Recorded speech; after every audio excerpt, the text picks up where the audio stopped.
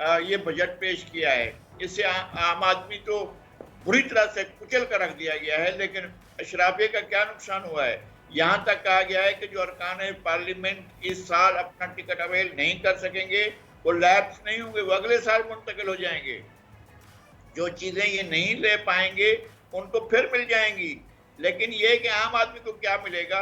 आम आदमी की जेब काट ली गई है। आपने हमेशा एक इस्तेलाह सुनी है, कोई जेब कतरे ने जेब काट ली। नहीं, ये जो ये अभी जो है, अभी लगारी साहब, ये जो कैंपेन का एक हिस्सा है कि डोंट पे एक्स्ट्रा टैक्स, तो ये जो एक परसेप्शन बना है या फिर ये हकीकत आपने भी ऑब्जर्व की है कि ये बजट के नाम पर लोगों ने इजाफी मनमाना टैक्स भी वसूल करना शुरू कर दिया है कि जी सबको पता है महंगाई हो गई है तो इस मौके का फ़ायदा उठाया जाए, इसी महंगाई में जिम्मेदारी हुकूमत पे आएगी, फ़ायदा हमारा होगा।